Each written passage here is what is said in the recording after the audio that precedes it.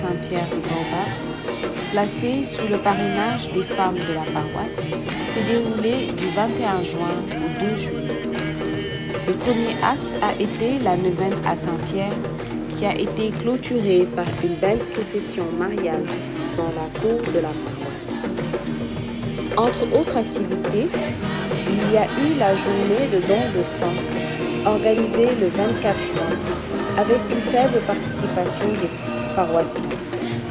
Une formation en secourisme avait été prévue, mais elle n'a pas pu se tenir faute de participants. Le deuxième acte fut la messe célébrée le jeudi 29 juin, solennité des Saint-Pierre et Paul, qui malheureusement n'a pas connu cette affluence des grands jours.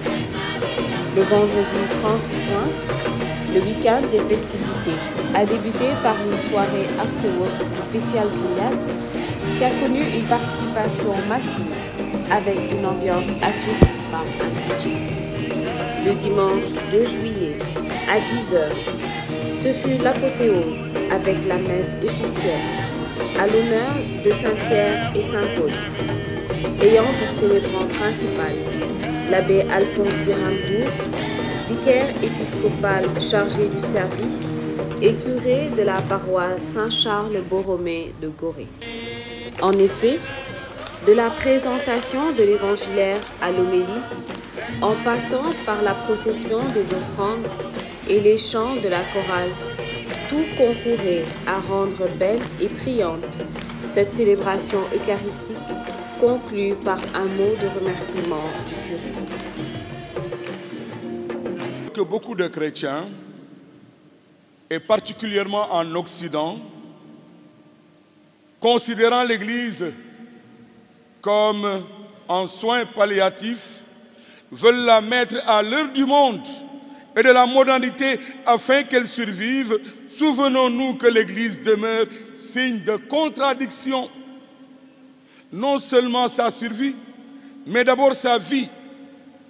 Cela ne dépend pas de nous, mais de Dieu.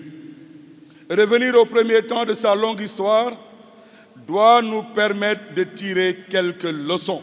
Nous savons que dans l'Évangile, surtout de Saint Luc, la place des femmes est importante. Elles avaient, nous le savons, accompagné le Christ au calvaire. Elles n'avaient pas fui. Elles étaient là au pied de la croix. Elles étaient aussi actives dans la première communauté chrétienne. Et c'est aux femmes que la résurrection du Christ est annoncée en premier, pas aux hommes. Alors, Djarolak Djigeni, merci, chères femmes. Pour ne pas être en reste, les femmes marraines de cette édition ont marqué de leur empreinte cette journée en arborant des tenues faites d'un tissu uniforme. À la fin de la messe, un repas fraternel s'en est suivi avec un après-midi agrémenté d'un espace de jeu pour les enfants, de la présentation chorégraphique et artistique de plusieurs ethnies et nationalités et la prestation de l'orchestre Chromatic Band. La journée fut belle avec une participation record des paroissiens et des sympathisants des autres paroisses, tout ceci sous la virginale protection de la Vierge Marie, à qui cette année est dédiée. Grand merci à tous, ainsi qu'aux autres paroisses pour leur présence effective et à l'année prochaine.